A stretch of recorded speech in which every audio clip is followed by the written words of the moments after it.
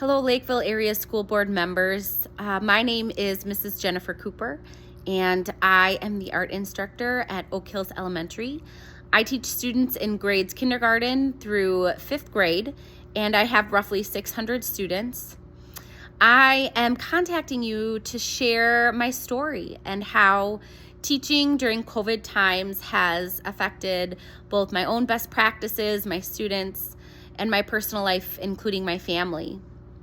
And my hope is really for you to understand that as a teacher, I am working extremely hard for our students and to ensure that they are not only well educated, but that they are emotionally supported and really given everything that they need to succeed. And I want you to realize that this is one story of many. And unfortunately, there are a lot of teachers who have struggled more than I have personally.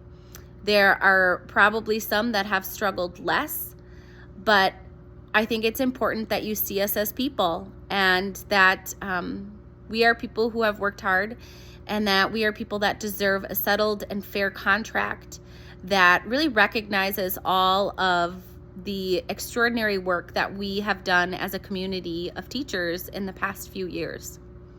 So I want to take you back to the spring where it began, and I think when this talk about COVID came out, as teachers, we all believed that in my building, we thought maybe this will be a couple days, maybe we'll be closed a week and they'll sanitize things and we will be back.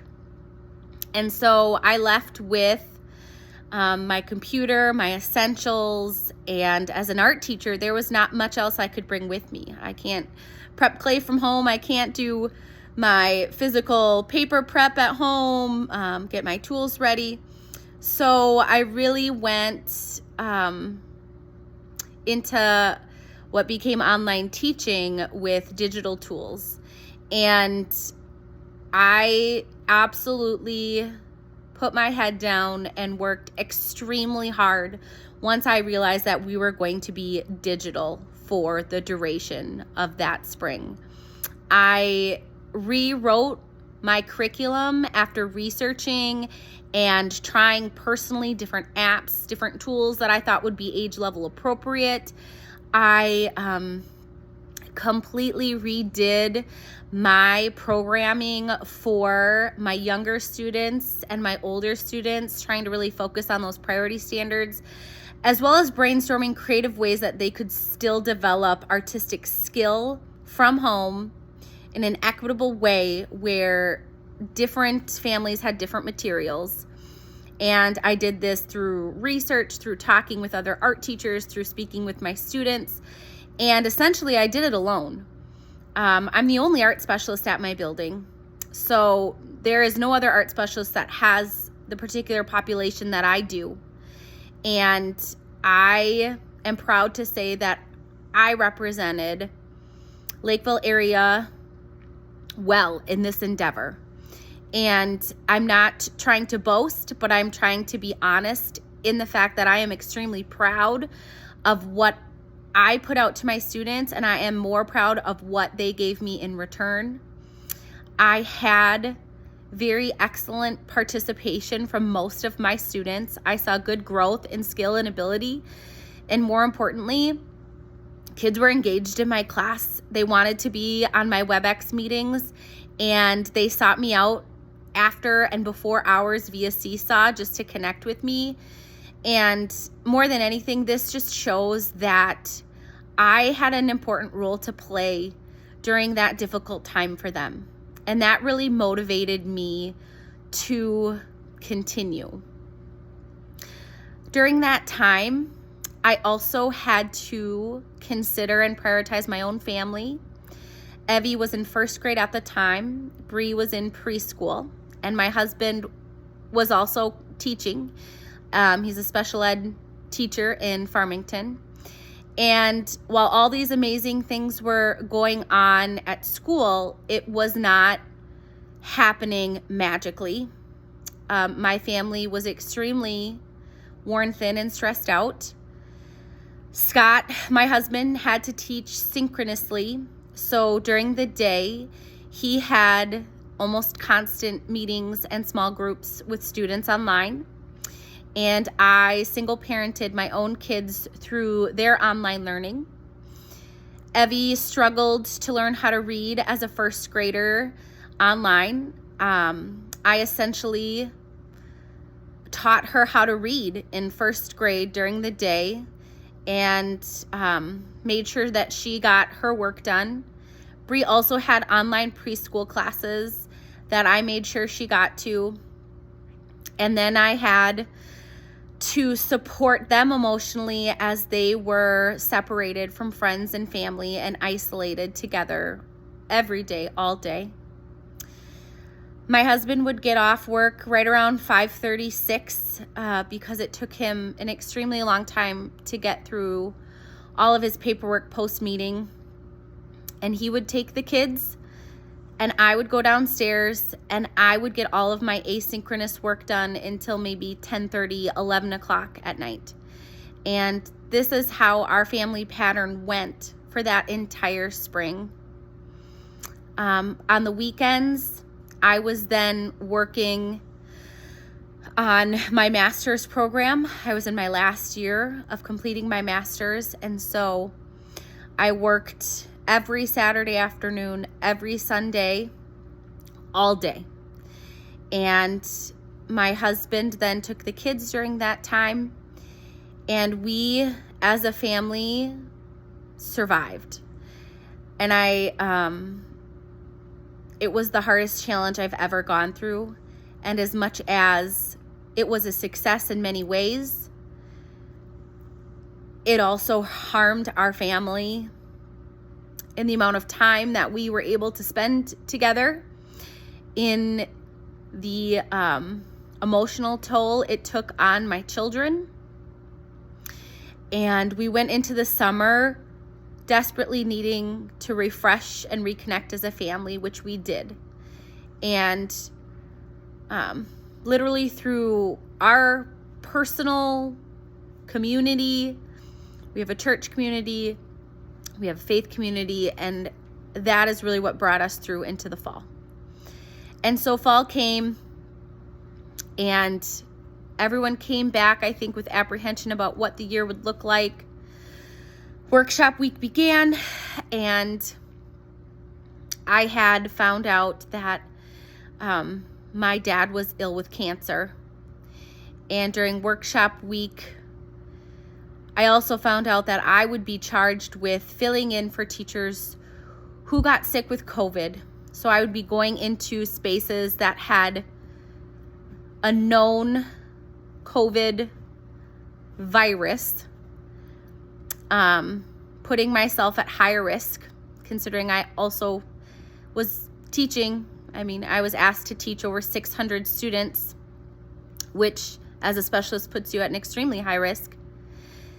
And now I'm being asked to go into these classrooms as needed. And I broke down workshop week. I cried because I knew that meant that I would have zero access to my dad as he went through his different procedures. Because as a cancer patient, his immune system is extremely delicate. And my deep fear was not even that I would get sick with COVID. It was that I would not have access to him in his final moments before a procedure.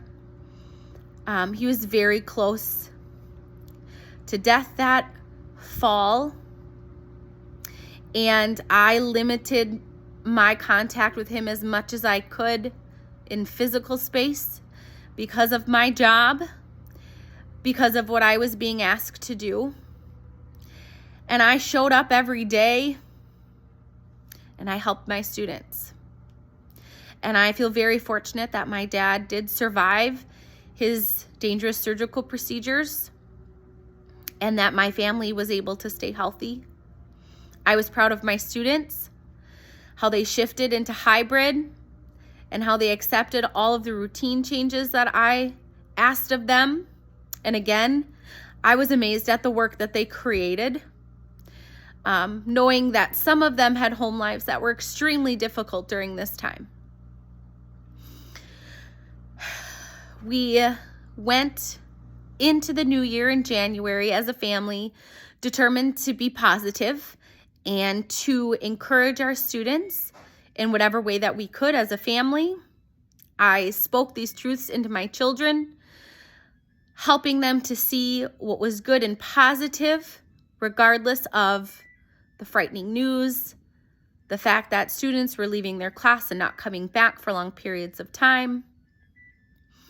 And we went into January as a family determined to make it a better year.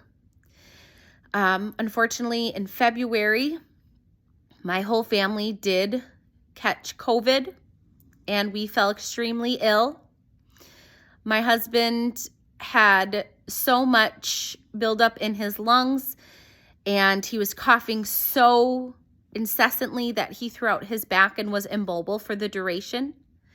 And so I was ill, extremely ill, taking care of my 2 girls who were ill and my husband.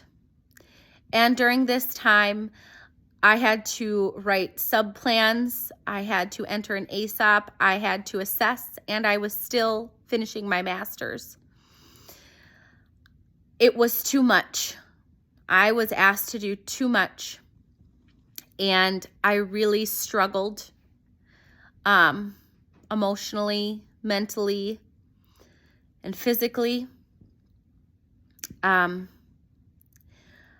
I have an anxiety disorder, and when I did get back into school, I had a panic attack one day and had to leave. And I struggled.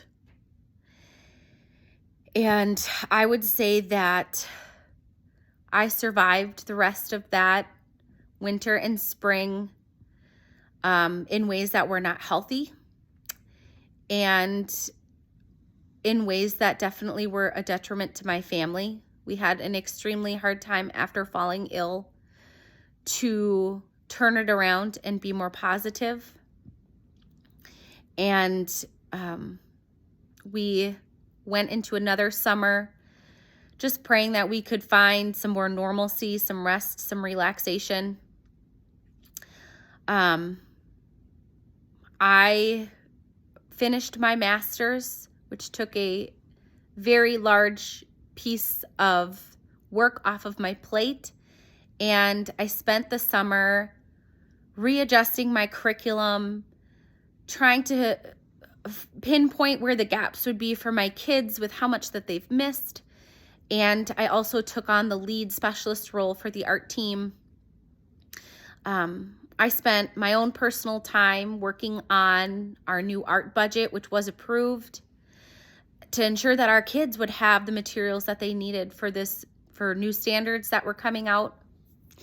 And I went into the fall just as exhausted as I left in the spring. I started the school year leading our elementary art specialists through standard application, first year of standards-based grading, and still dealing with COVID effects, students being absent for long periods and coming back, developing alternative programs for them, projects for them that they could do from home. And then I eventually did go to a doctor because I had been having extreme knee pain since the spring, and it just hadn't taken the time to go in to take care of myself. And once I was teaching again, it was almost unbearable to walk. And I found out that I had a torn meniscus that I had been teaching on, and I had to have immediate surgery to get that repaired so that it didn't affect my future mobility and health. And so in November of this year, I had surgery on my knee, and it is a long recovery. And again, my first thought was, what about my students? They've missed so much. And so before my medical leave was even approved by the district, I went out and researched and talked to people, and I found an art sub myself who had years of experience and was looking for a long-term position. And I secured her as my personal sub to ensure that my students would get the best art education while I was gone, because that's what they deserve.